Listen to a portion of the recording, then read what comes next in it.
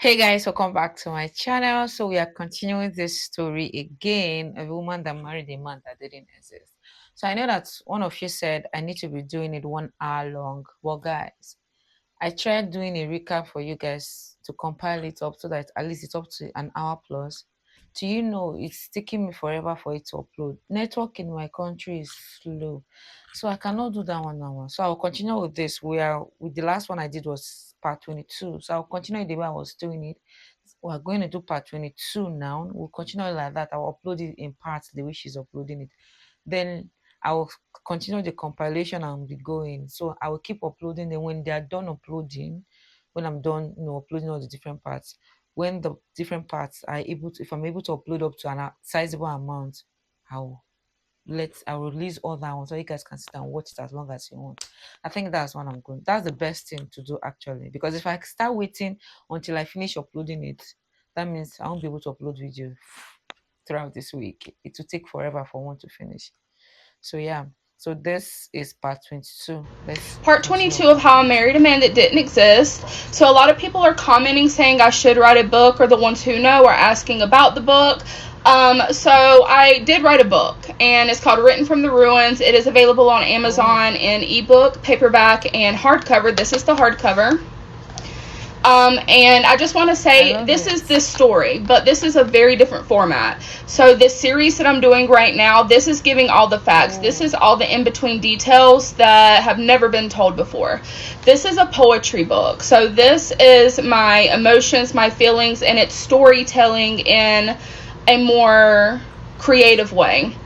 So I wrote a lot of these pieces in the middle of me oh, going through what I was going through after we got married, and I didn't intend to turn them into anything, and I decided that I would, and I published this 2 months ago.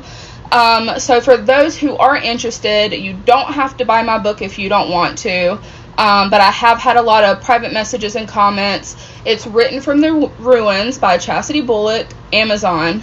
This is the only place it's available right now. The Kindle is $5.99, the paperback is $13.99, and the hardcover is $18.99. So just putting that out there for the ones who have asked me where they can get it from. TikTok will not let me put a link in my bio because I'm not famous. So I have to have a certain amount of followers to be able to do things like that. Also, for the people asking about a playlist, I cannot oh. do a playlist unless I have 10,000 followers. So we're probably not going to get a playlist. You're going to have to scroll a little bit. Sorry about that. Okay, so the next day. This is what I like about YouTube.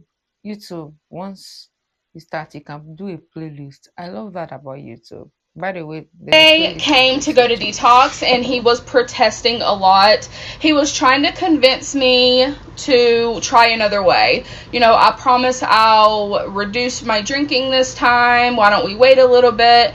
And at this point, I refused. I was just standing on my boundary. Enough was enough. Remember, we had just gone through the situation where I had found these messages on his phone, and in my mind, sober means better man. Sober means none of these things are going to be happening. So he really had no other choice at that point. He was in Fort Lauderdale with me without a car. I was his only transportation, and I wasn't buying any more alcohol. So on the way up there, he was already in a really bad Oh, mood. He was being rude as fuck. It was very tense. But I was just happy he was going. He asked to stop at McDonald's right before we got there, like after we got off of the exit. He was not hungry. Remember, this man did not really eat. He just wanted to stall. As we're in the McDonald's parking lot, I had gone in to get us some food, in which he didn't eat. And we're sitting in the parking lot, and he's like crying to me. He's begging me, please, I just want to spend one more night with you. Doesn't that sound familiar? And I was like, no, absolutely not. We're yeah. already up here. The place is 5 minutes away. We're going. So we ended up getting there. We walked in together. As someone who works in this field, I had been preparing him for what he could expect or experience. Now, he did go to rehab previously, years ago, when he was in his active addiction to other substances that were not alcohol. But this alcohol detox is a different experience. So I was trying to let him know what he could expect from that and try to prepare him as much as possible to try to get him to stay longer. I had been writing down information, so I wrote down my phone number, like all the things, because he wasn't going to have his phone. So they got some information from him, and then it was time for me to leave. The dropping him off was very quick. I honestly expected to stay during some of the intake, maybe, I'm not sure, but it was almost like in and out type thing, and I was already nervous. I was feeling anxious, I was feeling scared, I was feeling upset. So going in, hey, goodbye, that was very difficult for me.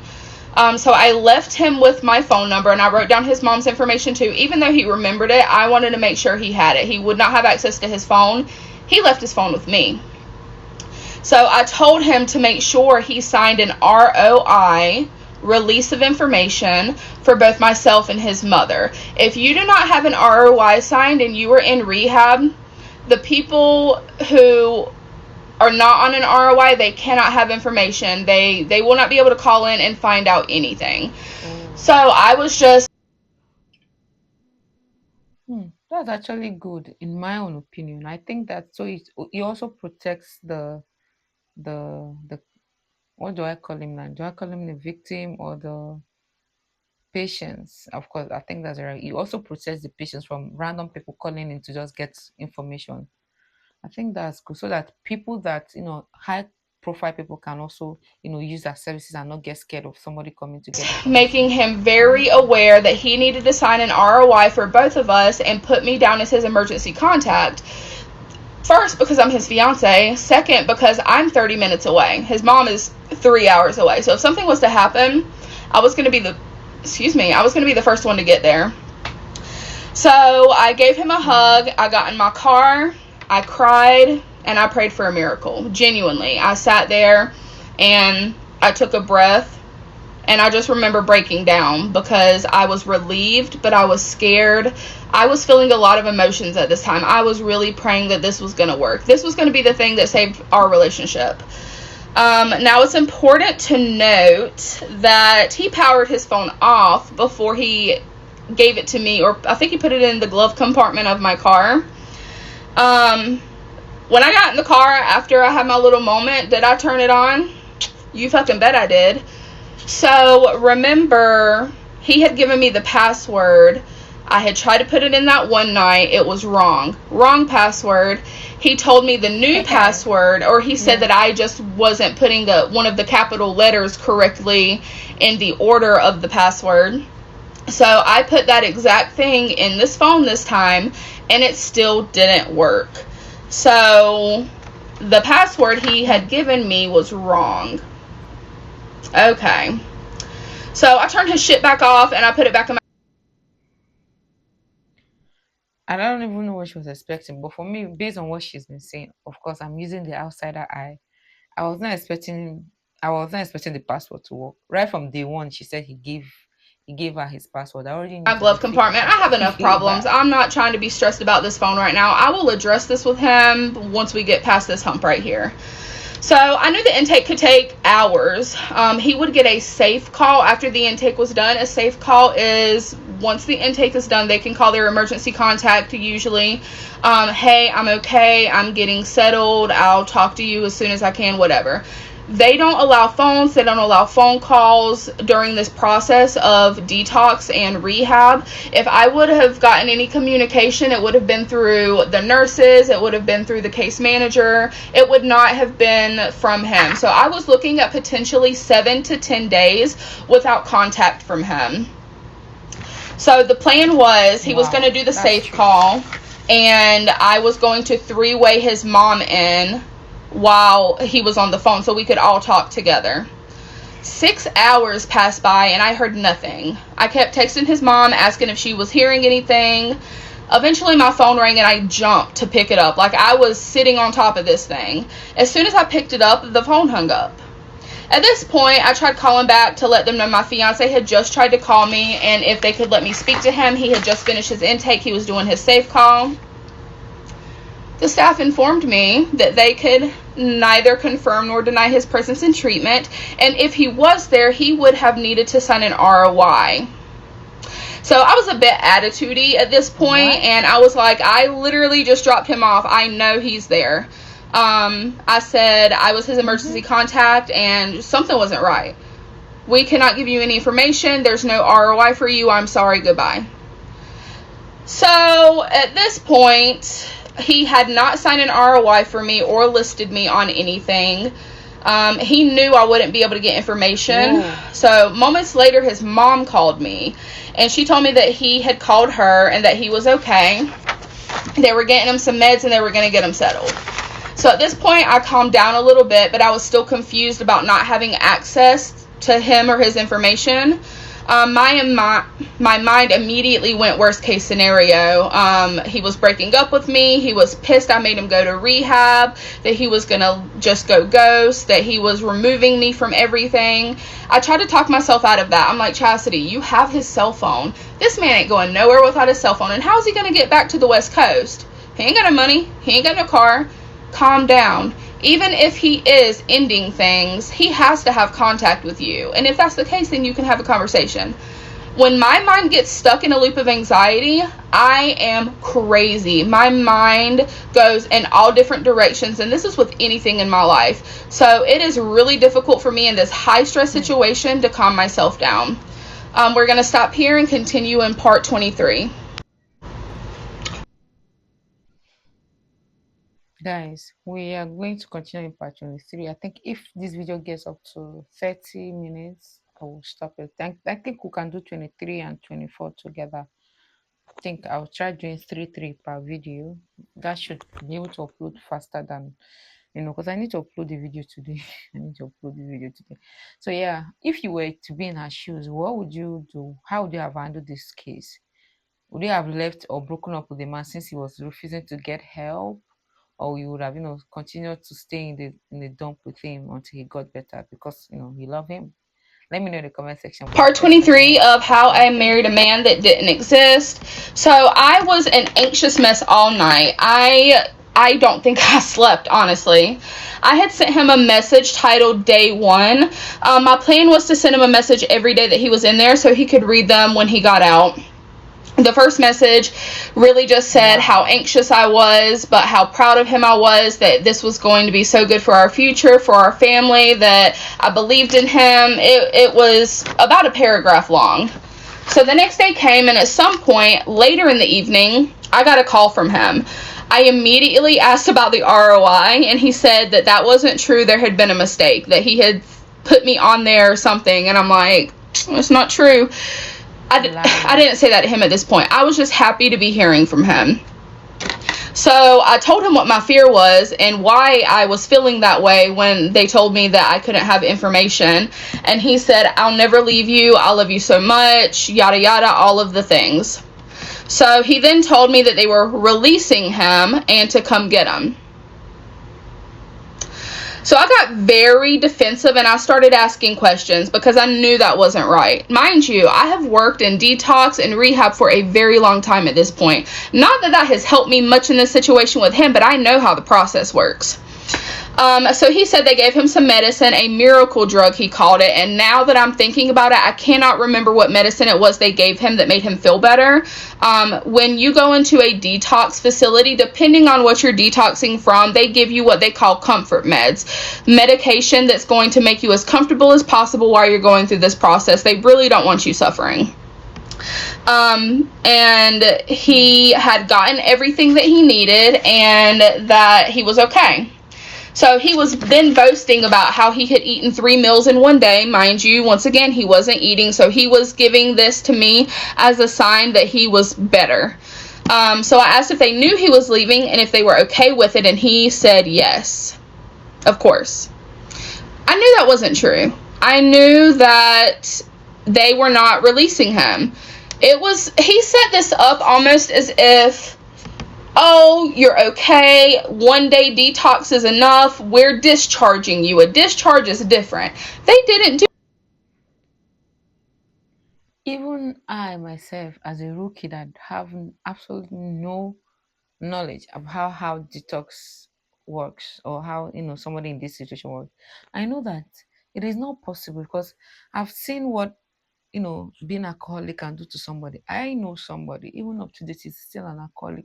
So I'm just trying to imagine that man going to rehab and then releasing him the next day that he's okay. Ah, it's not possible. There's no amount of miracle that will do that, except if Do God Himself that. doing the miracle. Yeah. This was an AMA.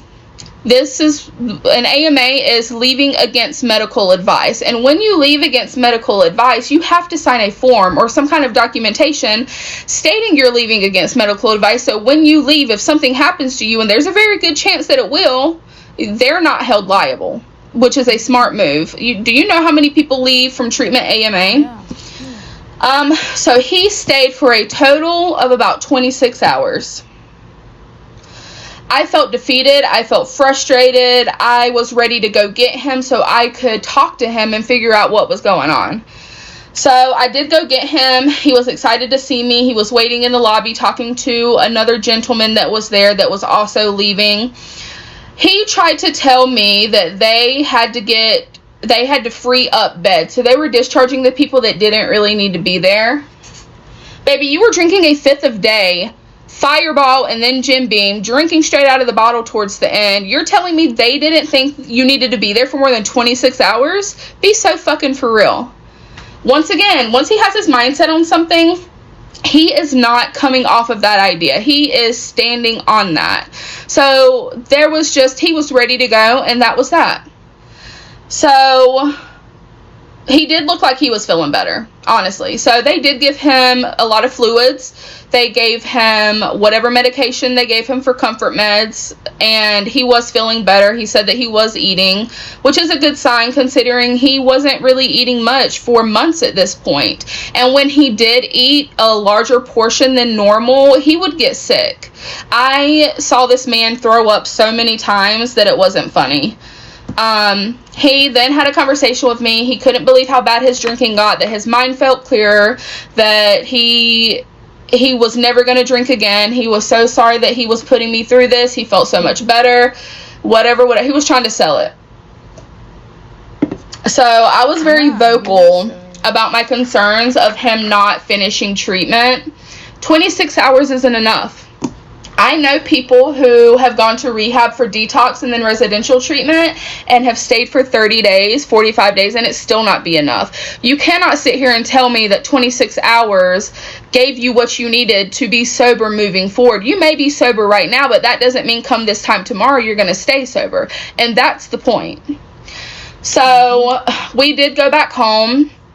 I don't remember what we did that night. I'm sure we stayed in. But he didn't drink. So I'm not sure what day of the week this was. Maybe a day or two passed and he was still at my house.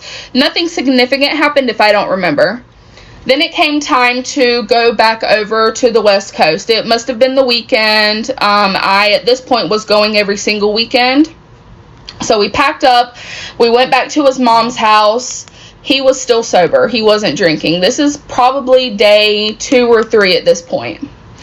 Around this time, I was giving him so much encouragement and positivity and love. I was trying to keep his spirits uplifted so that he would keep on going. I was very disappointed and very upset that he left detox against medical advice, but he wasn't drinking. And I did see a change in his attitude. He did seem clearer. He was not napping like he was before. He had more energy. He was eating some. So it wasn't for nothing. Although he should have stayed. So we get to his mom's house. The girls, of course, are excited to see us. And his mom's excited to see us. He's acting differently. I'm gonna give him that. He was acting better. He was more affectionate. He was more playful. He was alert. It was almost like he had been a ghost before and he was just finally waking up, like he was finally present. So I do remember that we just had some really good time and I thanked God. I prayed and I was so thankful for this miracle, for his sobriety. And at this point, we're going to take it day by day. We had talked about getting into church together. Not, like I said in an earlier video, I'm not an overly religious person, but it was a nice family thing to do together. He was in a faith-based program before, and he said that was something he missed. We had talked about making friends with other couples and doing things together. He just seemed more actively participating, not only in his life, the girl's life, but our relationship and our wedding planning. At this point, we had been doing a lot more wedding planning. Things were moving very swiftly. It is also important to note at this point, I believe we had made the decision that I was going to move. I wasn't moving at that moment. I was going to be moving the weekend before the wedding. So we got married on August 24th of 2024. I was going to be moving August the 17th. I had already been shipping all of my wedding stuff to his mom's house. I had already been packing. I had already been Wow. taking like suitcases and things over there. Or if I wasn't at this point, I would be very soon. So he had picked out our wedding song, the one that we were going to dance to, and he played it for me. And at first I didn't like it because it was like a rockish song, which I love rock music, but I didn't think it fit for the wedding. But he said, no, baby, I need for you to listen to the lyrics. And I listened to this song and I cried, genuinely. I was like, this is beautiful. This is perfect. And it meant something to me that he picked that out. At this point in time, I felt like I was on the road to forgiveness. That I had this man that was sober and showing me differences. We even went on a date, y'all. We went to the mall. We went out to eat. I dressed really pretty. I put my hair how he liked it. Remember the space buns? He looked really handsome in his outfit. We went shopping. Like, it was... That was an amazing day. And I remember holding on to that day for a very long time. I was so Wow. thankful. We're going to be moving on to part 24. See, my heart literally breaks for this lady. Imagine this kind of life that you just have a glimpse of happiness for a few days and you're holding on to that, praying that it just remains.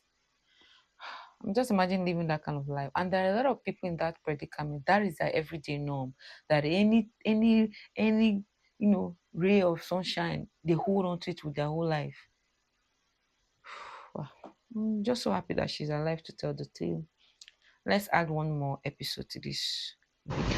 Part 24 of How I Married a Man That Didn't Exist. Between posting videos while it's uploading, I'm going through comments, I'm replying, thank you.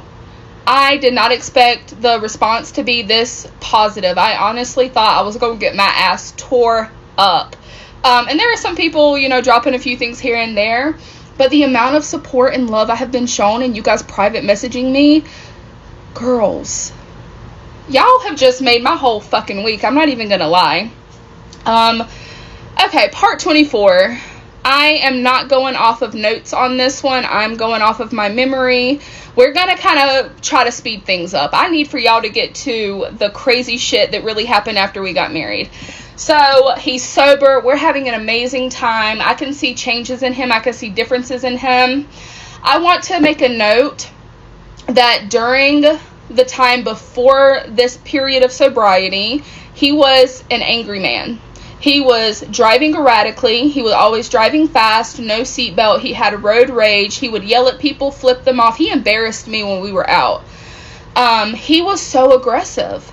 And to piggyback off of that, because this is going to be a huge part of my story later, his mother, Emily, I almost just said her real name. His mother, Emily, had a lot of cats in her house. I know all of y'all are going to start talking about that. She was very clean. This house did not smell like cats. If you walked in it, you would not know that she had a bunch of cats. He was so devious. He would mess with these cats. I'm talking he would stomp around. Mind you, this is like a 6'1" guy. He would stomp around. He would scare them on purpose. And I would get on his ass every single time he did that. When the Uh-oh. What's happening? This is not network. What's happening? Oh, guys, what's happening? It's not even network. What's happening? Oh, let me Cats see saw copy him more coming, messages. baby, they ran for the hills. So she had one cat in particular who was just an anxious cat. Like, there was something wrong with her. She was not nice, and the other cats just didn't accept her. So she kept her in her bathroom. It was a big bathroom. This cat was not missing out on anything. She was living in luxury in this bathroom. I ain't even gonna lie. So she would hiss and growl when you came in there. She might try to swipe you. Like, this cat, we eventually became friends enough to where I would go in there and she wouldn't try to eat my ass. But there were multiple times where he would go in there and he would mess with her, and I would know because I would hear her screaming, like that feral cat fighting sound. There was one time in particular that really bothered me, and I eventually told his mom about this. He was in there using the bathroom. I was doing laundry, and I heard the cat screaming. I dropped what I was doing. I ran to the bathroom, and I tried to open the door. He had it locked. I don't think he's ever locked that bathroom door before. I Whoa. stuck my nail in that thing, and I twisted it to open it up. Y'all know what kind of doors I'm talking about. And it's not funny. He had the toilet brush.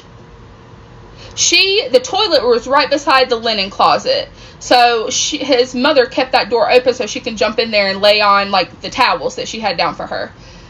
He had taken this toilet brush and he was, like, poking at her. She was so scared.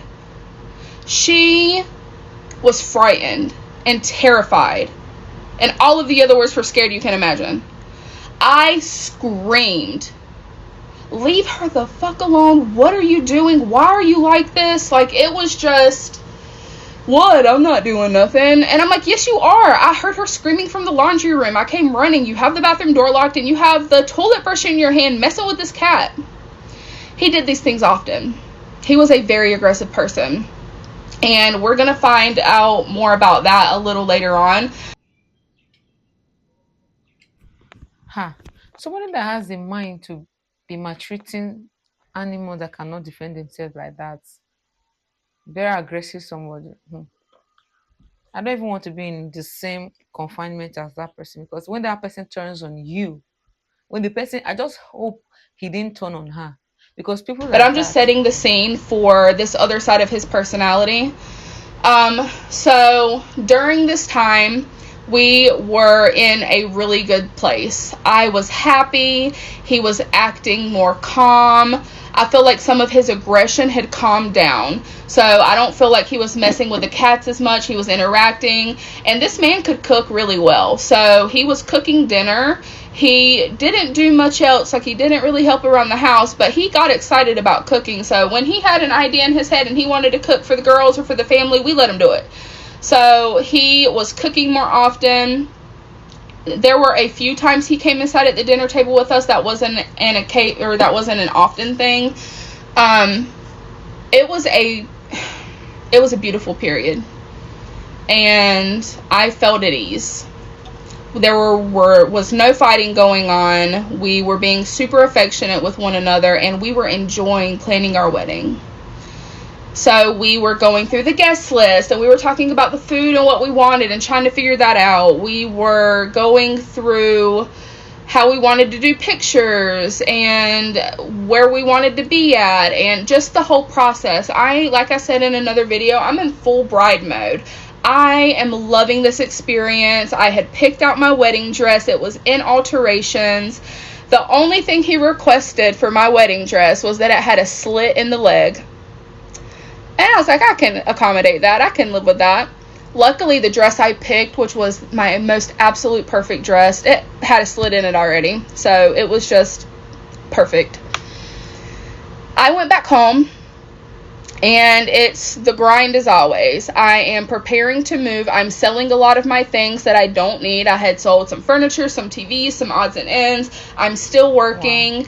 And he is at home. He was talking like he was looking for a job. Things started really looking up. We were making the plans that we were going to move to Connecticut. The future seemed plausible now. So Jay had a sister. Jay had multiple sisters, but Jay had a sister in particular. Now remember, Jay is the girl's mother that died from an overdose, his late wife. And she had been in active addiction for a long time. And then she got sober, had a good period of sobriety, but then fell back into active addiction. So they got word that she was in the hospital on life support. She had overdosed. This is just a Oh, curse with this family. It is so sad. So Rob and his mother went to the hospital to see her. And I remember how devastated he was. He was really upset about this. He and Jay's sister had been close. If I'm not mistaken, they had used together previously when he was in his active addiction, but he was also around for her when she got sober. The kids had been close. It was just a really difficult time for him, and I was worried that if he went to the hospital to see her, he was going to relapse. This was a very emotional state that he was in, and I know what happens. And this is why I wanted him to stay more than 26 hours and why I told him that was important. Drinking's not the problem. Baby, you're running away from life. You are running away from the person that is looking in the mirror. exactly what I wanted to say. Until he treats the root cause of this, he will keep going back to it. There's a question I want to even ask you, But but I I'm going to tell forgot to you say one this. thing, wherever you go, there you are. So you're not drinking anymore, but all your problems are Yeah, still there. true. All your insecurities are still there, and all the things you hate about yourself and hate about yourself as a father, a man, they're still there with no coping skills.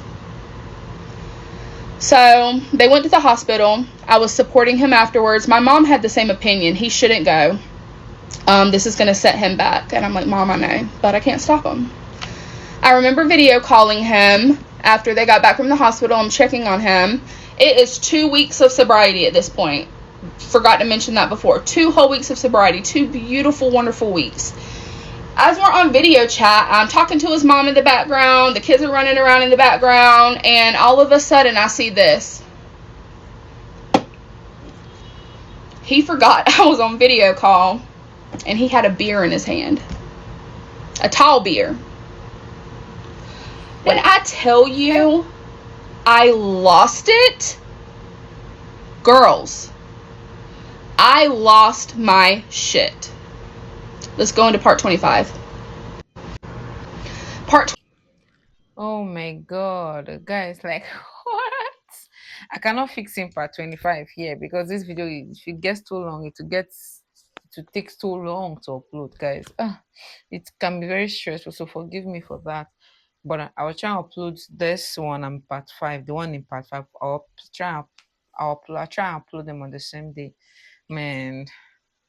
So here's a question I wanted to ask: is there a reason why people in the first world country are given to um you know addiction in terms of taking in stuff, substances or alcohol?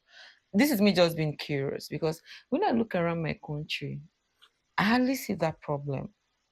Like,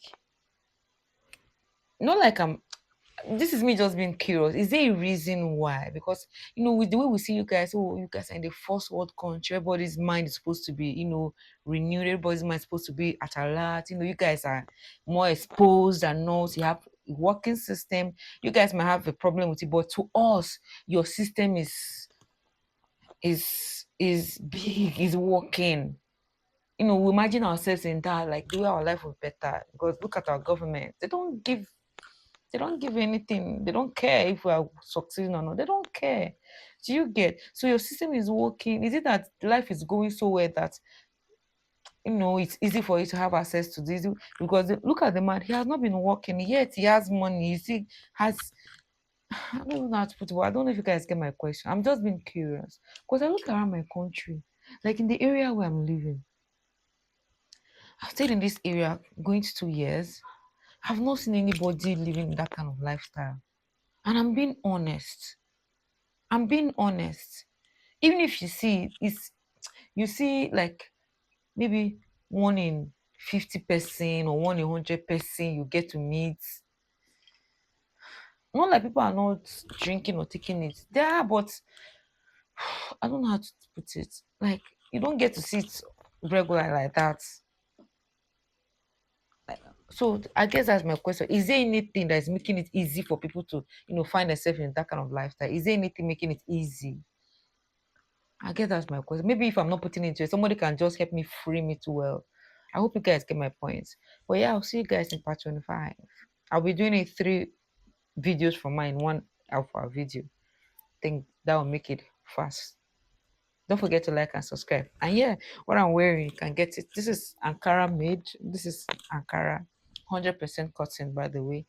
You can check the link in my description and see that link should still be working. I don't know if this is available there, but I'll see if it can update my link. But if you know on the link, if you want it, there's wholesale available too for those that want wholesale. We can ship everywhere. I've shipped to where you are. If